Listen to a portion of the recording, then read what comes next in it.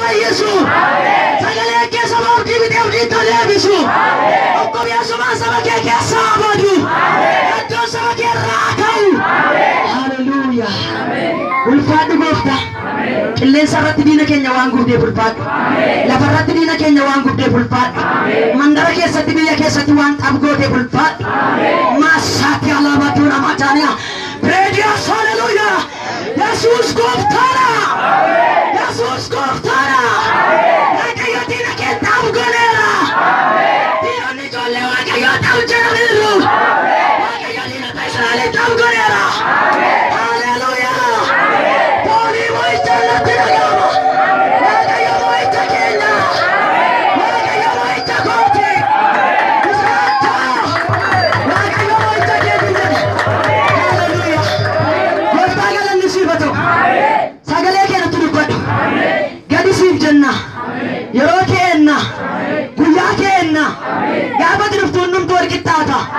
Ini kacau orka, ini orka yang galibua. Bukan ke sama kena taruh, orang ke sama kena taruh. Ulfat, maka Yesus amin. Nora. Pacu tu napa? Salpin ni napa? Jati napa? Makumu sani dia mana napa? Mulat ke sama deh. Wan tu tu, siti apa deh? Undang tu, siti Yesus. Ucawa ayat napa? Waktu mulat anu gak tu ya tu muncul. Waktu mulat anu gak siar kajiru. Waktu luka abdu, waktu wanun cuman samus abdu, waktu lafaria ke daulah wanun cumatin, nama tahu dan nesu, karu wanun cuman dan katakan jutu wak ayo guya sibida, guya wak ayo tingkah bajam, kalan wak ayo batu,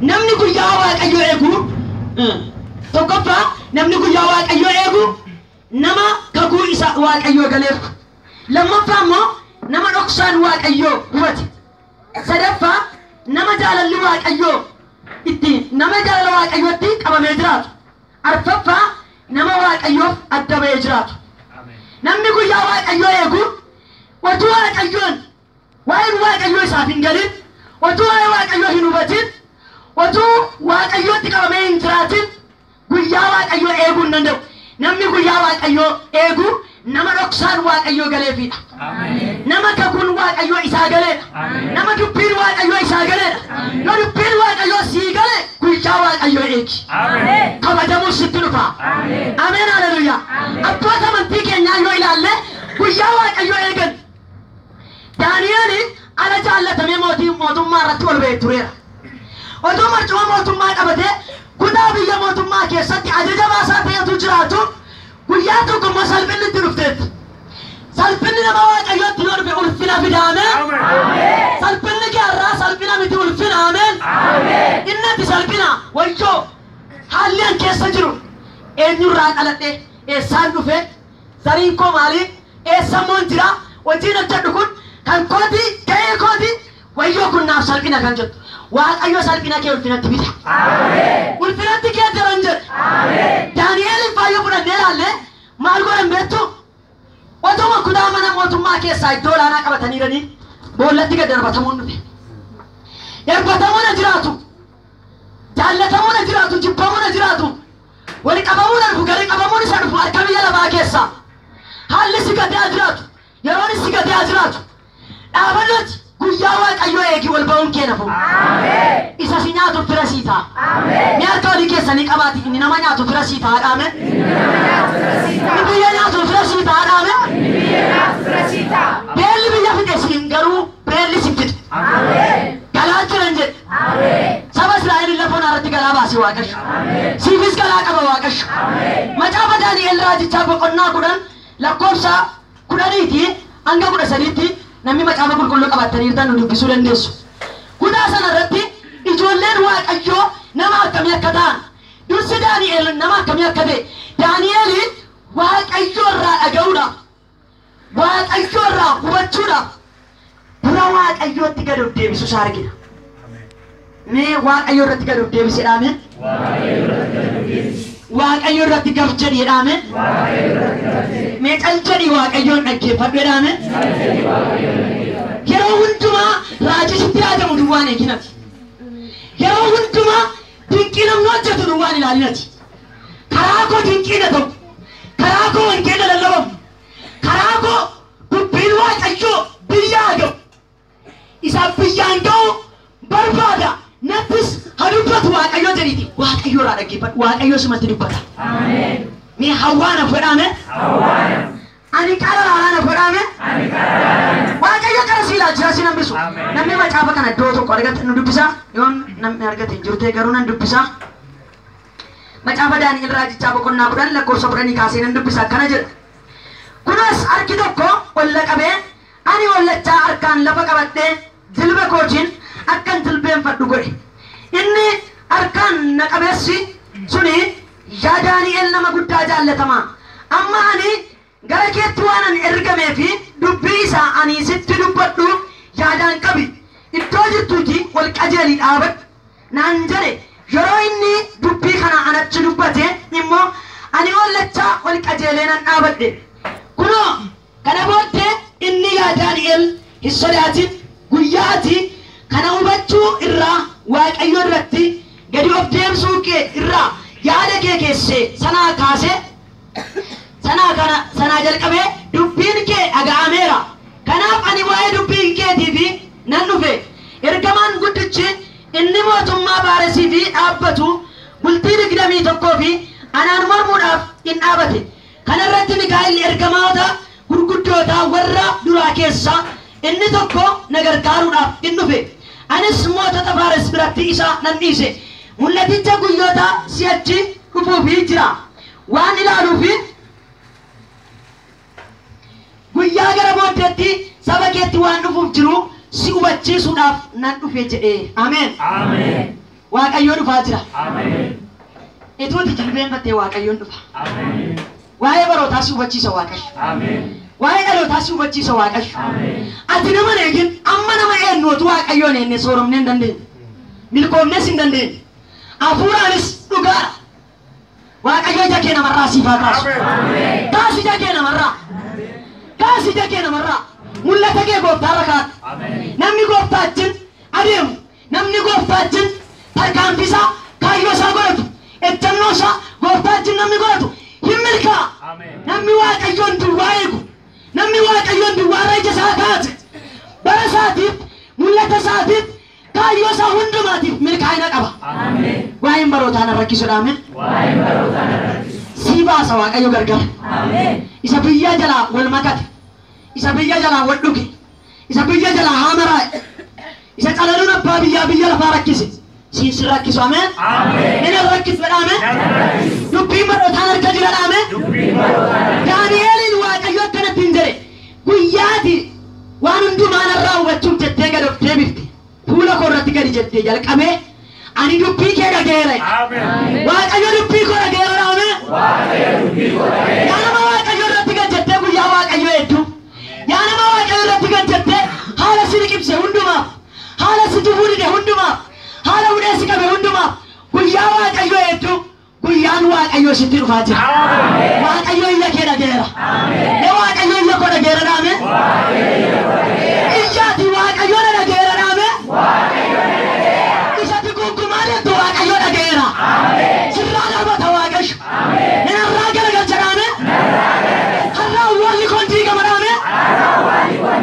wanta waaqayyo si dhageef har'a milikkitatu mana keetti ta'a har'a jijjiiramatu jireenya kee keessatti ta'a ol seena waaqayyo mana kee inni dhufa waaqayyo gara kee waaqayyoon abbaa ormaa godhanis ni ati abbaa koo jedhame waaqayyo dhugaadha abbaa keenya waaqayyo gaafa abbaan foonii darbatee achi nu buusee jira abbaan foonii keenya gaafa nu nuffee jira haati itti dhalanne gaafa nu nuffite jira garuu waaqayyo simeena fudhatee daawiti waaqayyo guyyaan nu simate jira amma dhugaan galuufitti guyyaa darbatamne jira guyyaa gadhiifamne qabna waaqayyo garuu abbaa sirriidha ni abbaa koo sirriidha jedhame abbaa sirrii waaqayyoodha haadha sirriin waaqayyoodha iddoo haadhaaf abbaa kan dhaabatu nama akka waaqayyoon argine haleluuyaa obboleessa cimaan qaba fira cimaan qaba waan tokko siin godhu dhugaan siin jedha utuu inni laa maali jedha waan hundumaa waan sitti lallaafu hundumaa amma kanaa toltuuleerra si kaa'iyyuu waan tokko siin godhu qabeenyi keessa jireenyatti qabdu abdatu waan tokkollee namni atabdatu tajaajilaa dhalate kana atabdatu waan sii godhu qabu. Gochaa cimaa kan sii godhu hamma du'aatti kan sii wajjin dhaabatu du'a gara sitti kan sii wajjin darbu Yesuus Kiristoosidha. An nama du'a gara sii Yesuusin an beeka. Balballi du'aa kan hin daangessine. Anarraa du'a hin daangessine Yesuusin. Daangesseera morma isaa laate. Akka Waaqayyootti kan nu jaallate eenyu? Itti yaadaasin utuu jaalala Waaqayyoo yaaddanii rakkinni keessan fiigee sokka sin gadhiise. Waa'ee jaalala Waaqayyoo gadi fageessanii yaaddanii naan rakkina keessan hin yaadattaniif. Galanni Waaqayyoo haa ta'u. Guyyaa tokko ishee kana yeroo wangeela lallaban danda'een dhiisu. Hariyatama garmaleetu ture. Biyya keessattis ta'e, waldaa keessattis ta'e, mandara keessattis ta'e, pheenxee waan ta'e unuma hariyatuma jibbu.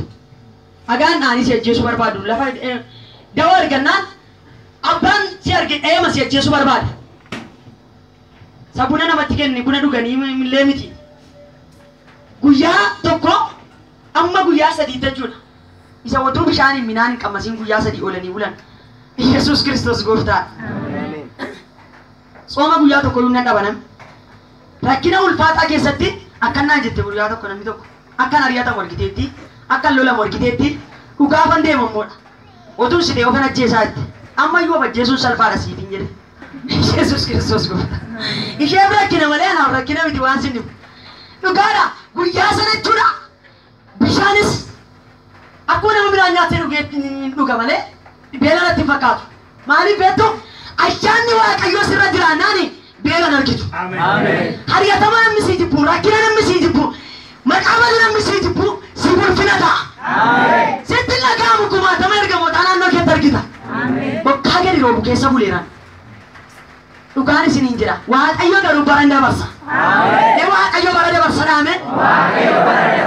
Gittaajii lubbii Waaqayyoof jechuudha. Yeroo ijoolleen akkeedhaan natti dhaga'ama waa'een guyyaa sanaa. Abiddaa rukutamee meeqan kanaaf jedhee Yesuus Kiristoos gooftaa. Barbadaa abiddaan yeroo rukutame tureera. Waaqayyo garuu waan tokko harkisa waan tokko illee taane harki Waaqayyoo narra waan jiruuf. Yesuus gooftaadha. Yesuus gooftaadha. Salphaatti nuuf himee wangeel. Inuma ceeta garuu si nyaatu diinni kee. Nan ceeta keessa na dhaame. Nagaatti ceetu warri ce'uu hin danda'u. Akkamitti ceete akkamitti ceesiin jedhu. Wala gaafatu biyyi lafaa dhaame. Ammayyuu waa'ee koo wala gaafata na dhime. Dhugaadha ganaa kee waa'ee kee gaaffiitti gala namni. Ganaa waa'ee keetti wal gaafatee ni tura dhamanan. Akka tarma jirtu kanatti garuu aca barbaraan deemina. Namni aca barbaraan wajjin ariyatamee ulee nyaatee biraati. Waan taaneef ariyatamee karaa tafi baay'ee jira. Lafa dhaqanitti ija Waaqayyoo nan godhanii ija namaa eeggatanii karaa taanii maqaa wangeelaa maqaa Waaqayyoo maqaa dubbii Waaqayyoo kan balleessan Waaqayyoo seenaa isaanii nama kee balleesseera. Dhugaadha kun sagantaadhaan nadanii waan taane kan godhan maqaa isaanii Waaqayyoo balleesseera. Garuu maqaa ijoollee Waaqayyoo irra balleessa Waaqayyoon dhiisu. Akka Waaqayyoo maqaa kee nama kee balleessee of godhi. Waaqayyoo maqaa namaa balleessinaan seenaan namaa hin ka'u lafa. Waaqayyo duwwaan maqaa kee balleessi malee addunyaan kun yoo ligalee maqaa kee balleesse wanta tokko illee hin taatu. Ameen. Ni ani waan tokko hin ta'u jedhame. Inni maqaa kee ol kaasu dhufeera dhaame. Ilaa maqaa kee taappellaa guddaatti maxxansee achii si dubbisiisa Waaqayyo. Gararraa sanaa ilaalanii si dubbisu lafa kutuu hin dandeenye. Diinni kee si bira ga'uu hin danda'u. Har'a garuu mandaratti achitti lafa fedhetti maqaan kee iddoo fedhetti maqaan kee baduu danda'a. Dhugaa akkutu qabdu seenaan kee baduu danda'a. Garuu ni dhugaa kee barbaadu. Ni maqaa kee ol kaasu Yesuusin dhufa. Naa dhufa dhaame. Nama guyyaa Waaqayyoo eeguutii fi baratu dhufa kanaafi barri gaafa dhufu immoo callaman jechisiisu. Ameen. Siniifis guyyaa Waaqayyoo haa ga'u.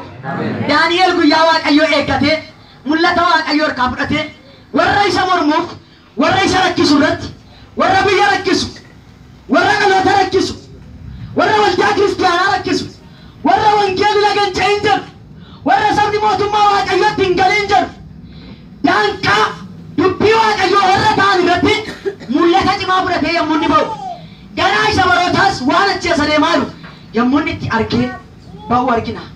Galanni Waaqayyoof ta'u. Namoota tolseenaadha malee waan biraan hin jiru. Kanafi yaada keessan dubbii Waaqayyoo jiraati.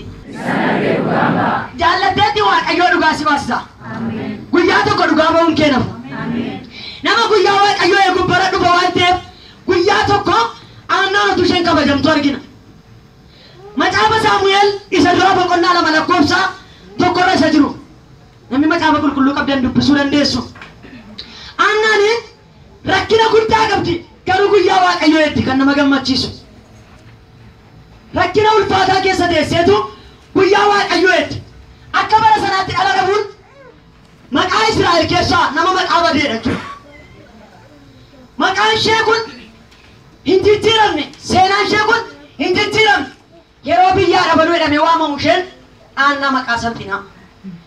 Eeliin illee abbaan manaa ishee irratti fuudhe kan biraa Piniinaa yeroo inni fuudhe irra kaa'u isheen ijoollee 7 godhatteedha macaafa qulqulluun. Garuu isheen aarsaa dhiyeessuudhaaf yommuu dhaqan yeroo fuula Waaqayyootti biyya aarsaa galatala waan ala godhatee aarsaa dhiyeessa biyyi isiniif haa galu bara sanatti waan isaanii ta'e irra dhaabatanii aarsaa dhiyeessu. Aannan garuu imimmaan ishee dhugaa imimmaan dhangalaasaa aarsaa Waaqayyoo keessaa watuu ija tokkollee keessaa hin balleessin 10 keessaa tokkoon waan qabdu kan ishee ta'e fakkaatu hundumaa keessaa iddoo aarsaa irratti imimmaan ijjiin yeroo isheen natti dhangalaaftu argina. Fuula Waaqayyoo irra turii boo'ichi kee gatii qaba. Ameen. Boo'ichi fuula Waaqayyoo irratti gatii qaban jedhu. Biyya lafaa keessa bu'aan deeminiiti. Fannoo Waaqayyoo jalatti gadi jedhii boo'i Waaqayyoo deebii fida. Hin boosse Haannaan kutaa kana yoo dubbisne Haannaan waan baay'ee obsitee dhufte rakkina baay'ee itti tufamuu baay'ee dubartii maseentuu kana dubartii godduu nana akka seeraatti dubartiin hangafaa silaati ulfina qabdi turte. Masaanuu dhacheenii kanaa dhala qabdi Haannaa gadi dhiituu barbaadde. Ilaalaa mucaa ofii hojjetachuu hin danda'an Waaqayyo garaa namaa keessa kaa'u baate dhala namaa hawwaafu malee ofii godhachuu hin danda'an jechuudha. Otuu dhala argattee ija ishee argite hin gammaddi turte. Garuu itti garaa isheeti waan gogaa ta'eef godduutti hin jedhu hundumtu gara deemtutti arrabsamti. Yeroo dhattutti iddoo aarsaa irratti abbaa manaan jibbamuu duwwaa miti. Masaanuun dhiphachuu duwwaa miti. Iddoo aarsaa irra gaafa isheen naxxee imimmaan dhangalaaftee boossee fuula Waaqayyootti haasoftullee ati dubartattii machooftuu nanaattiin jedhe Eeliin lubamuudha. Dhaqii of keessaa baasi saba laqqamtu dhaqii bala qabii of keessaa baasii goddu isattiin iddoo aarsaa xureessitu kana. Lakkii yaa Eelii gooftaa koo ani rakkoo koo yaada garaa koo dhossaa koon Waaqayyootti madda malee waan ammachaa isitti fakkaatinitti. Hafuurri qulqulluun si hamacheessu. Dhugaan wangeelaa si hamacheessu. Dhugaa dubbii Waaqayyoof machaa isiina jedhamu. Isheen waan machoofteef qabdi. Hafuura Waaqayyootiin machooftee dhossaa garaa isheetii Waaqayyootti mattee boqonnaa 2 keessatti akkana jette gaa. Gadda ishee kana hundumaa Waaqayyo irraanfachiisee yeroo isaan haasaan hundumaa dhiisaa Waaqayyoo beekaadhaa itti. Waan gootan kana hundumaa dhiisaa itti. Warra godduutiin jedhan warra dhala hin qabne maseentuutiin jedhaniis warra ishee ceephaan warra ishee dubbatan hundumaan cal jedha afaan keessan qabadhaa geessuu keessan hin baay'isinaa Waaqayyo beekaadhaa yeroo dhumatti deemee dhufuu beekaatti. Mee Waaqayyo beekaadha dhaame akka keessan Waaqayyo irratti ol fudhadhaati harka mirgaa Waaqayyo sana rakkisee beekaadha dhaame wanta na danqe kana Waaqayyo beeka dhaame harka kana duukaa furmaata dhufa wanta na danqe kana Waaqayyo beekaadha dhaame gaaffii jireenya kee irra jiru gaaffii mana kee irra jiru gaaffii sammuu kee keessa guuteef warrummaan kee nyaatee biteef Waaqayyo beekaadha. Isa nuti siin beekne Waaqayyo beeka. Isa haasin bira siin hin geenye Waaqayyo beeka. Isa eenyu bira sii ga'uu dandeenye Waaqayyo bira sii gaarran jedhe. Waaqayyo beekaadha jettee boqonnaa 2 irratti immoo yeroo isheenii Saamu'eel isa duraa boqonnaa 2 lakkoofsa 1 irratti Waaqayyo ulfina naa kenneetti. Mee Waaqayyo ulfina naa kenna dhaame? Waaqayyo ulfina naa kenna. Inni ulfina argin jirtu kana ulfinatti si baasa Waaqayyo. Ani garuu Waaqayyo ulfina naa kenneera. Ulfaatu Waaqayyo. Mee Waaqayyo ulfina naa kenneera dhaame? Waaqayyo ulfina naa kenneera. Otuu Waaqayyo ulfina siif ilaallitee addanan jirtuuti. warri salphatan asii jiran. Dhuguma ulfina keenya ofirratti hin beeknu malee akkuma amma teessuma guuttanii teessan kanatti gooftaaf amanantanii naan marcuma waaqarraa guutuudhattanii. Ameen. Iddoo bal'aatu jira deebiin gooftaa Yesuus. Dhaqee isa qopheessee tottolcheen dhufeetti sin fudhadha jedhe. Haleluuyaa. Ulfina naa kenne Waaqayyootti. Isa gadameessa koo jaallate. Isa ulfina naa kennetti. Aarsaa dhugaa geessite gaa. Dhumarratti dura gaddaa imimmaanii wajjin maaltu sii ta'e? Dhalan qabneen kun maseentuun kun ittiin jedhamaa turte. Garuu guyyaa Waaqayyoo eebbee gadameessi gogaan isaa qabe. Har'a balballi cufame hin banama. Waan ati hin banamne hin banama. Mootonni biyya lafaayyuu dhala namaa kennuu hin danda'ani. Abbaan ogeessa qorichaa inni kam dhala sii gochuu hin danda'u. Birriin keessa dhala sii hin fidu. Waaqayyoo garuu gadameessa gogaa saaqe. Hinjiise gadameessa gogeessan. Isa walitti gale sana Waaqayyoo hin kaasise. Seenaa kee lafaa kaasa Waaqayyo. Akka darree haala laaltee biyyaajinan badattee badiisa qorattu miti. Hin shawwadinaa Waaqayyo hin shawwadamu. Iddoo mijatu iddoo hin mijannes yeroo geessan Waaqayyoon hin shawwadinaa. Hin shawwadamu Waaqayyo. Mee yaaleen ilaala kan biraa jirettee dhiyaannaan. Abbaa manaa ishee suma dhalarraa dhabde sana dura teessee Waaqayyoon eegde. Achuma taa'ii Waaqayyoon eeggati. Lafumati jiru irra dhufa Waaqayyo. Lafumati hin dhumne jettu sanarra dhufa Waaqayyo. Kan keen hin hojjetu Waaqayyo kan ofii isaatiin hojjeta. Isa hojjettee Afrikaa qabdutti dhimma hin qabu Waaqayyo. Waaqayyo gaafa dhufu tokko jedhee waan hin jirrerraa tokko lafa kaa'a. Waanuma hin jirreer jiraachuu san. Gaafa ni lafa uume immoo eenyutu isaa waan akkasiirraa lafa bocee eebbaan jedhe. Lafi kun hin jiruudha. Garuu lafa Waaqayyo fide isa beeka. Mee Waaqayyo beekaa dhaqaame? Waaqayyo beekaa. Namni guyyaa Waaqayyo eegu Waaqayyo beekaadha jetti. Waaqayyo beekaadha jetti guyyaa Waaqayyo eegde. Guyyaa Waaqayyo waan isheen eegduuf Waaqayyo guyyaatti fideetu jecha hiriyyaa, jecha masaanuu, jecha lubootaa, jecha biyya keessa jiru. Kan abbaa manaa, kan finiinaa, kan hundumaa shanyaateetu jechi hundumtuurraa shanyaa'ame Waaqayyo ulfina naa kenneera. Obboleessa obboleettii koo Waaqayyo ulfina siif haa kennu. Ni harka olii keessanii qabaatii guyyaa Waaqayyo eegi ulfaata in ulfaataadhaame. Guyyaa Waaqayyo eegi ulfaata. Ulfinni jiraadhaame. Ulfinni jira. Kabaji jiraadhaame. Kabaji jira. Saba Waaqayyo sin haa eebbisu Waaqayyo sin kabaja. Sin saba jaallatamaadha Waaqayyo irratti. Saba qulqullaa, saba gooftaan dhiigaan bitee. Waan xuraatti hin bubu'inaa uffata adii uffatanii jirtu. Amma isin uffata keessan seera keessaa kan ilaaltu miti. Uffanni adiin saba kanatti uffifameera. Uffata keessan eeggadhaa. Ni harka olii keessanii qabaatii uffata kee eeggadheedhaan. Isa irra keessatti uffattee deemtu miti. Salbaajii kana ilaalinaas. Inni bareedus dhiisuu danda'a. Garuu keessa keessanii kan calaqqisu kan abbaa keessan duwwaadhaaf galu uffata adii qabdu uffata geexamaa dhirsa misirroof kan isin qopheessu mee uffata narra jira dhaame uffata kee eeggadhu dhaame uffanni sirra jiru ayyaana Waaqayyooti dibata Waaqayyooti dibata gati jabeessa sitti dibame mee dhaqaa warra bakkee keessaa tokko bidaas gidduu dhaabaame si fakkaata. Wosa sin fakkaata malee beeksisaa kana keessaa wanti calaqqisu kan keessan tokko miti. Inni kan ibsu qabaa sin kan ibsitan qabdu. Mallattoo Waaqayyoo narra dhaame. Mallattoo Waaqayyoo narra jira. Ani waan xuraa harkaan hin qabu dhaame. Ani waan xuraa harkaan hin qabu. Ani waan salphinaa bira naqu dhaame. Ani waan salphinaa. Wanta Waaqayyoonis namas na yaasisu harkaan hin qabu dhaame. Wanta Waaqayyoonis namas na yaasisu. Wanta nama na yaasisuun qaqqabee malee Waaqayyo gooftaan kabajaa ulfinaaf si gochaa jira. Ameen. Galanni Waaqayyoo baatu. Ameen. Guyyaa tokko Mordekaayin isin argina nama guyyaa Waaqayyoo eegu. Namni guyyaa Waaqayyoo eegu ulfinatti butama. Ameen. Isin raachuun duraan badhee shanaffaanii namni guyyaa Waaqayyoo eegu ulfina argata. Jaafa namni guyyaa waaqayyoo eegu ulfinatti butama. Amen. Yaadamne Mordekaayi aannan ulfina argatte mucaa argatte salphinatu irraa bu'e. Maqaa yelloo maqaa salphinatu irraa ka'e. Aannan jedhamtu amma armee Saamu'eel jedhamte. Amen. Maqaa ulfaataa itti kenname. Amen. Saamu'eel kun immoo nama biyyaa furmaata ta'u ta'e. Amen. Nama amma reeffa isaa boolla keessaa isaa ulfaa mootonni dhaqanii waamanii nuti waa'ee biyyaa dhani. Reeffa isaatu boolla keessaa waamame Saamu'eel. Ekeraa isaa jechuudha.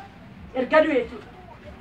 Nama waaqayyoo lafeen kee dhimma baasa. Amen. Lafee namni waaqayyoo ta'waalame boolla isaa keessatti Elsaa'iin lafa Elsaa'iin ta'waalametti immoo dhukkubsataa keessanii awwaallaan du'aan ka'ee fayyee jira. Amen. Lafee kee keessa qorichatu jira. Amen. Lafee kee keessa waatu jira. Amen. Lafee koo keessa waatu jira dhaame. Lafee koo keessa